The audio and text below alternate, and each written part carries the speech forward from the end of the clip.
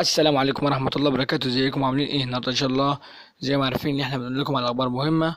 النهارده ان شاء الله نكلمكم على خبر مهم جدا جدا.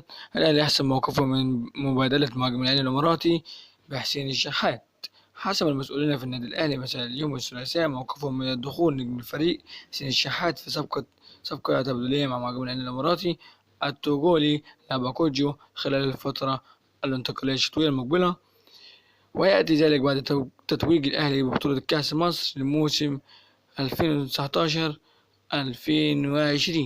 وذلك عقب فوزه على فريق طلائع الجيش بركلات الترجيح في المباراة التي أقيمت بين الفريقين على ملعب استاد الجيش ببرج العرب بمحافظة الإسكندرية.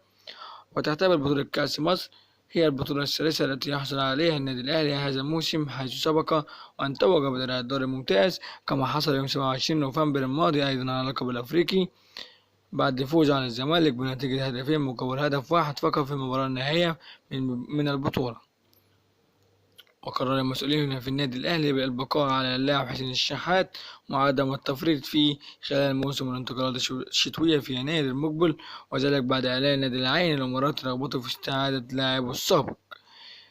جدير بالذكر أن اللاعب حسين الشحات كان قد انضم إلى النادي الأهلي في شهر يناير عام 2019 قادما من النادي العين الإماراتي في صفقة بلغت قيمتها 5 مليون دولار. وكده نلقى أما أخبارنا عن حسين الشحات لاعب النادي الأهلي. أرجو مشاركة الفيديو وسبسكرايب للقناة وتعليق